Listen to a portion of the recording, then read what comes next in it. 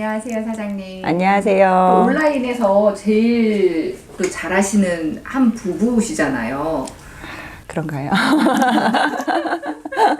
그래서 많은 분들이 얼마 전에 누굴 만났는데 또 이야기를 하시더라고요. 우리 박태하 사장님하고 부부가 부부가 하다 보니까 네네네. 좀 이렇게 좀 오래 해서 그렇지 않을까라는 생각도 해요.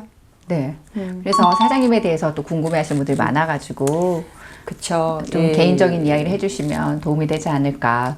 제가 이제 이 영상을 준비하면서 그래서 장소 컨택을 제가 예전에 했던 직업 20년 동안 몸담았던 이 네일아트 샵을 잡았어요. 제가 예전에 하던 가게 직원이 하는 가게인데 제가 홍대에서 한 7년, 8년 정도를 매장을 했었거든요. 왜 돈이 안 됐겠어요? 잘 될 때는 나한테 운이 왔구나.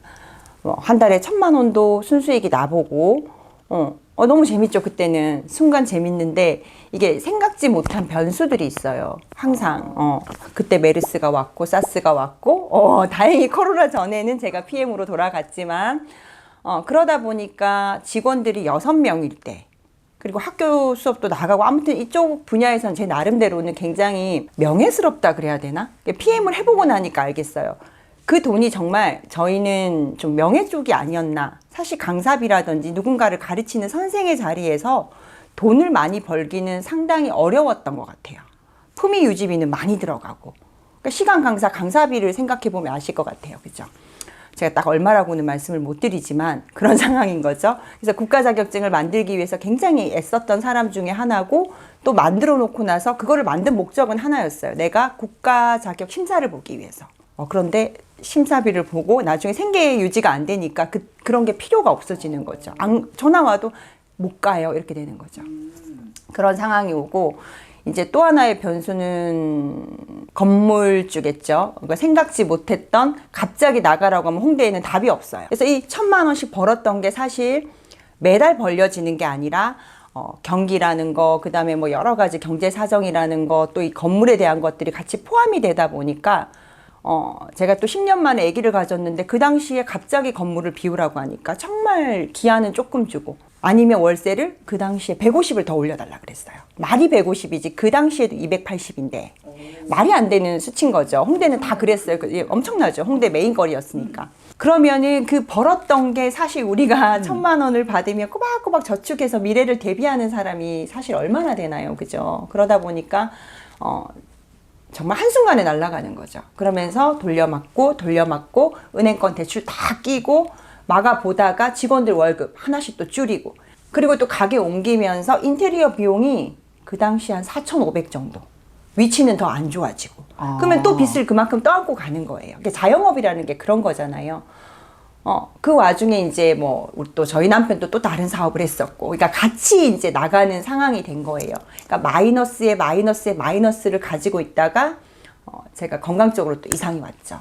허리를 다치면서 할 수가 없게 된 거예요. 이 일이 싫어서가 아니라 저는 이 일이 참 좋았어요.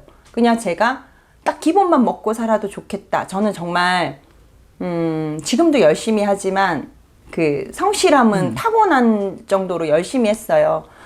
직업도 2개, 3개 가지고서 하고, 항상 주말에도 나와 있고, 저는 낮잠이라는 걸 자본 적이 없는 사람이니까, 그렇게 항상 열심히는 했어요. 근데 그 방법적인 걸 몰랐던 것 같아요. 리스크 대비도 못 했었고, 일단 자영업이라는 거는 내 기초 자본이 많이 들어가잖아요. 맞아요. 그죠? 그러다 보니까 리스크가 한번 딱 문제가 생기면 팍 내려가요. 이게 일어날 수가 없는 거죠. 그리고 둘 다 자영업을 하니까, 경기가 갑자기 안 좋아졌거든요. 그러니까 둘 다 확 내려가니까 집에 가면 암흑인 거예요. 그렇게 힘들 때 저한테 또 아이가 생겼어요. 그러니까 제일 힘들었던 거는 제가 마지막에 네일샵을 정리해야 되겠구나라고 생각을 했던 거는 더 가지고 있어봐야 내 빚이 더 계속 불어가는구나. 이 자영업이 또 생각지 그렇죠. 못한 것도 되게 많네요. 그렇죠. 대출 받고 그 대출도 남아있지만 직원들 월급이 꾸준히 나가는데 그 매출이 다시 올라오지 않으면 경기는 이미 내려갔고. 그러니까 이게 힘들잖아요. 고정 지출을 비용이라고 해야 되나? 네. 네, 그런 게 상당히 많이 나가죠. 그죠. 요즘에 네일샵들이 또 어려운 이유 중에 하나가 제가 요즘에 원장님들이랑 회장님들 많이 만나봤더니 하나같이 직원들을 쓸 수가 없대요. 최저임금 때문에. 근데 기술직이잖아요.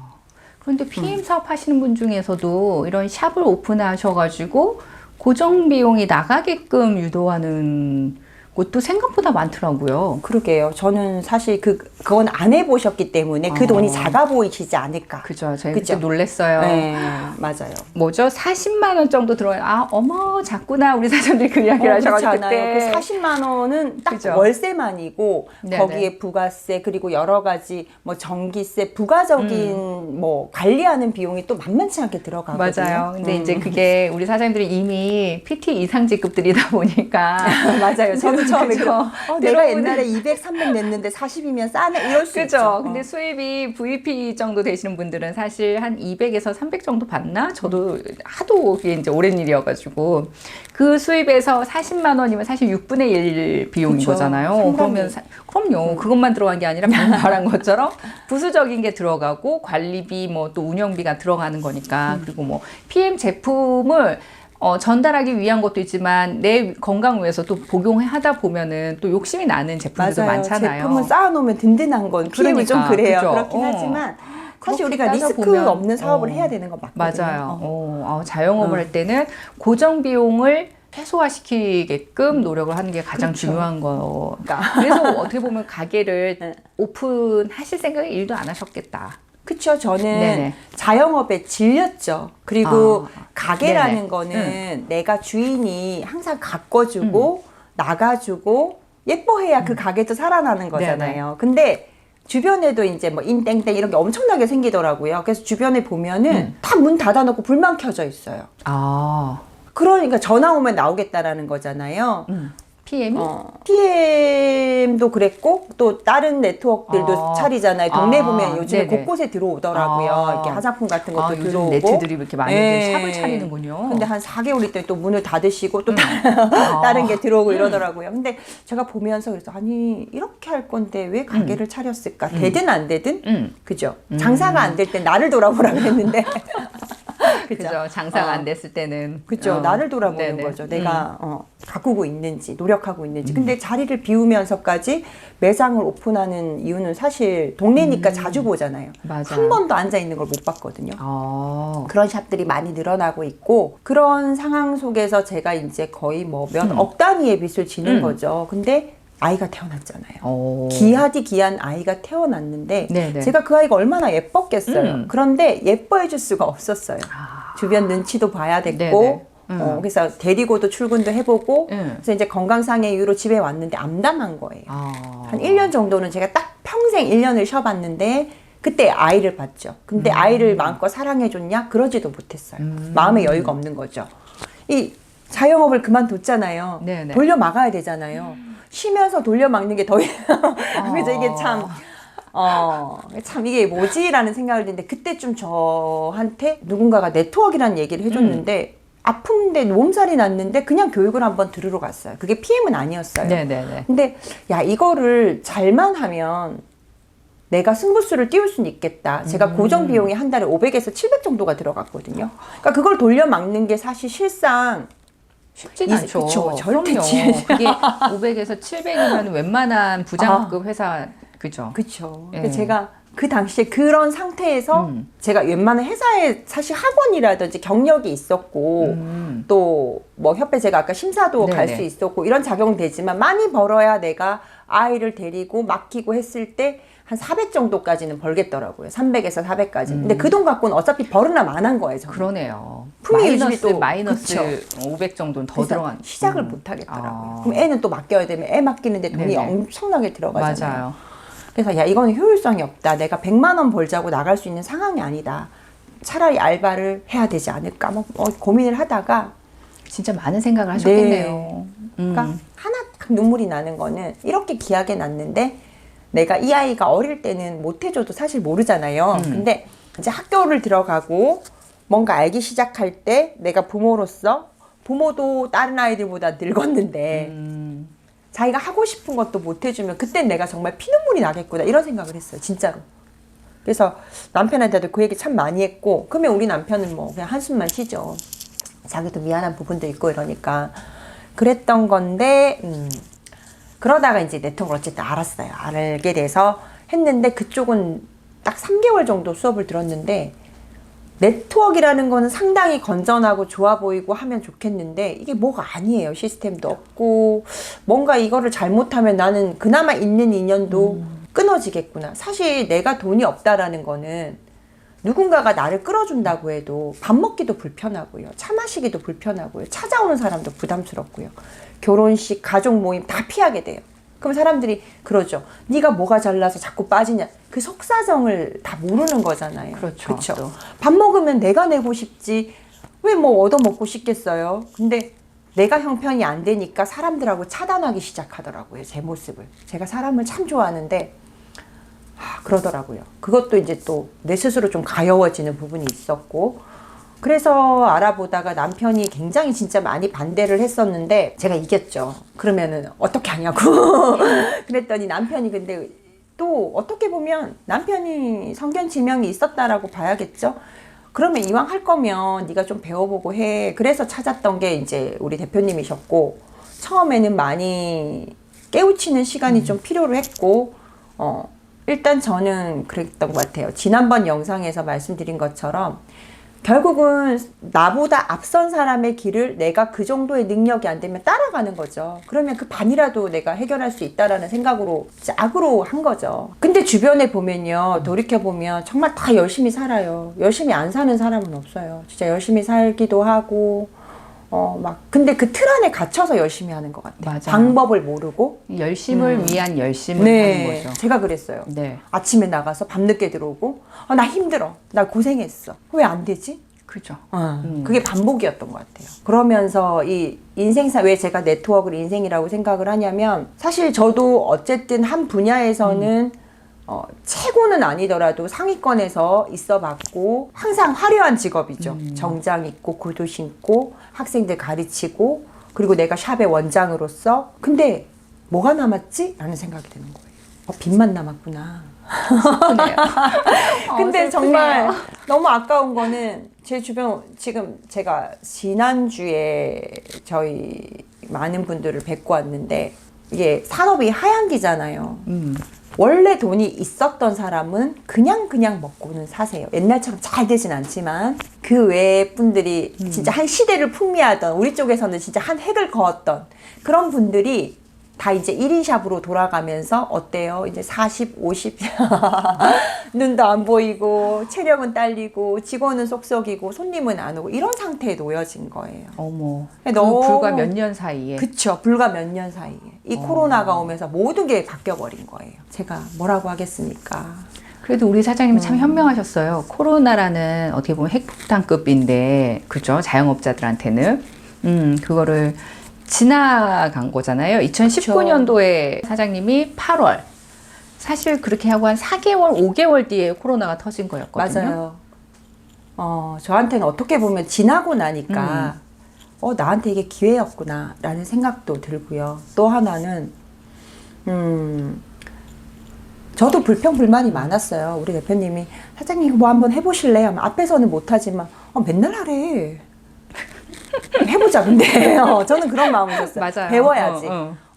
내가 하기 싫지만 내가 해야 되는 거면 해야지. 그런데 제가 지금 또 뭐 파트너 사장님들이나 다른 쪽에서 문의가 와서 상담을 하다 보면 이렇게 해보세요. 이렇게 얘기를 하면 이걸 어떻게 해요?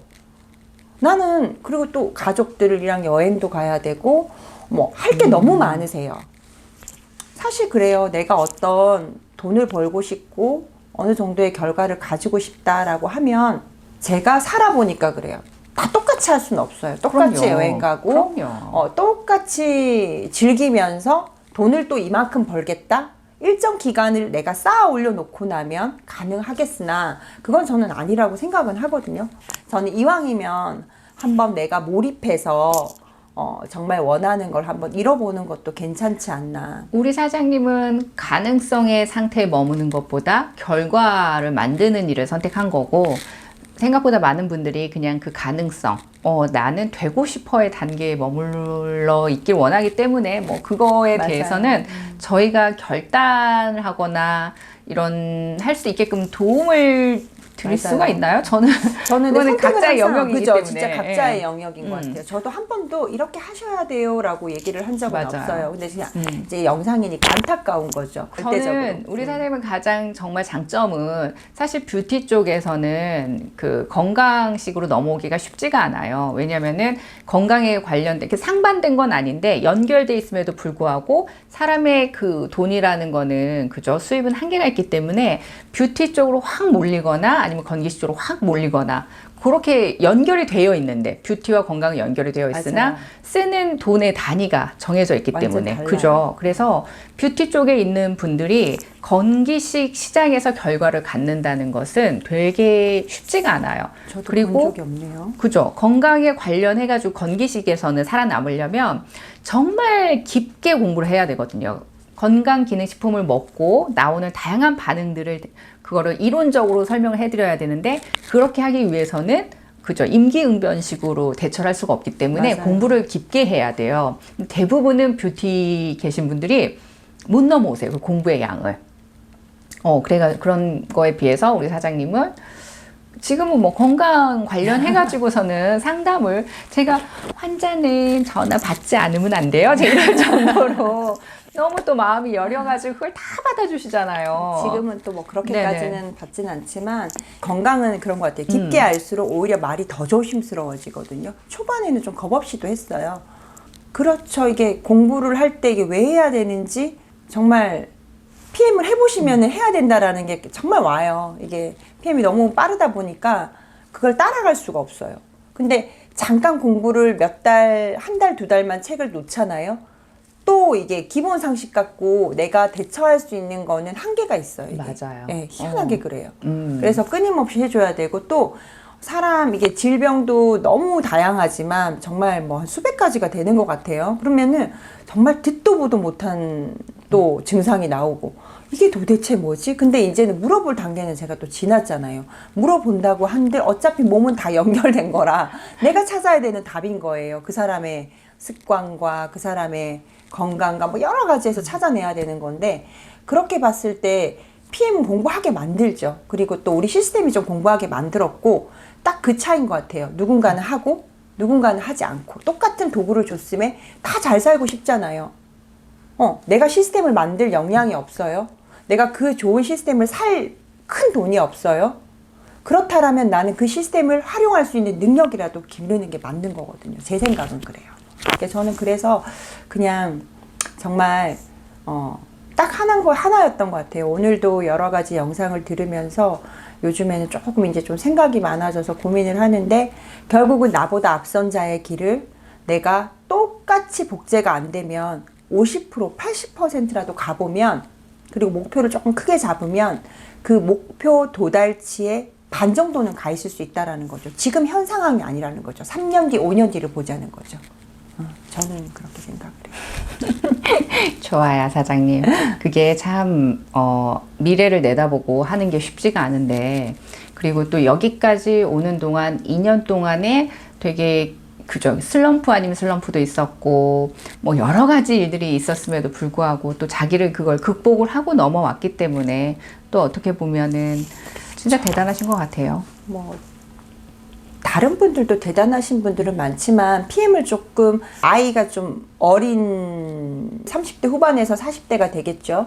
저는 한번 진짜 도전해 보셨으면 좋겠어요. 이게 사실 우리가 내 새끼는 다 이쁘잖아요. 남의 눈에 안 예쁜 거지. 내 새끼는 다 이쁜데 그 아이들한테 내가 엄마로서 해줄 수 있는 그 아이의 역량을 키워줄 수 있는 그리고 시간을 조금 어느 정도 할애해 줄 수 있는 마음의 여유가 생긴다라는 거는 저는 그게 제일 감사하거든요. 살면서 제가 물론 소리는 빽빽 지르지만 우리 딸아이가 정말 제가 그 모습을 봐요.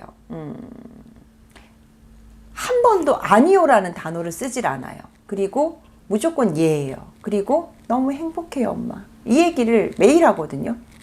그래서 제가 물어봐요. 너는 뭐가 그렇게 행복하니? 생각해보니까 우리가 꼭 비싼 걸 사줘서가 아니라 그냥 본인이 하고 싶은 거, 배우고 싶은 거 조금씩 배우게 해주는 거를 그게 되게 아이한테는 못 배우는 애들이 있다라는 것도 알더라고요. 요즘 애들은 빨라서.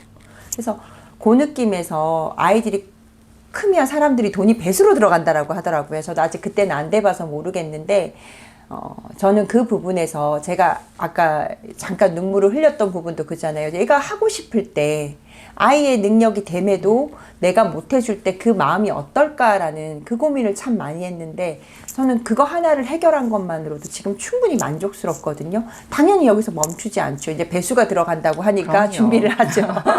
네. 그럼요. 그리고 오히려 지금까지는 워밍업이셨고, 그죠? 온라인으로 이렇게 하면은 되는구나를 그죠? 몸소 체험하는, 경험하는 그냥 전반전도 아닌 거죠. 뭐 그냥 예비 훈련 뭐라고 해야 되나?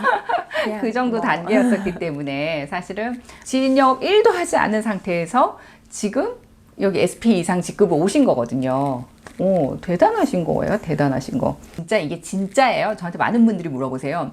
지인 영업을 하지 않았는데 이게 진짜예요? 라고 했을 때 진짜예요. 진짜예요. 이 부분을 다시 조금 연습해가지고 많은 분들이 진짜 온라인으로 지인 영업하지 않고도 된다라는 것을 우리 사장님 저는 봤기 때문에 아는데 많은 분들이 물어보세요. 진짜냐? 진짜예요. 한번 와서 보시면 속을 들여다봐도 진짜예요. 네. 그러면 그 더 자세한 이야기는 다음 영상에서 이야기 하도록 하겠습니다. 감사합니다. 감사합니다.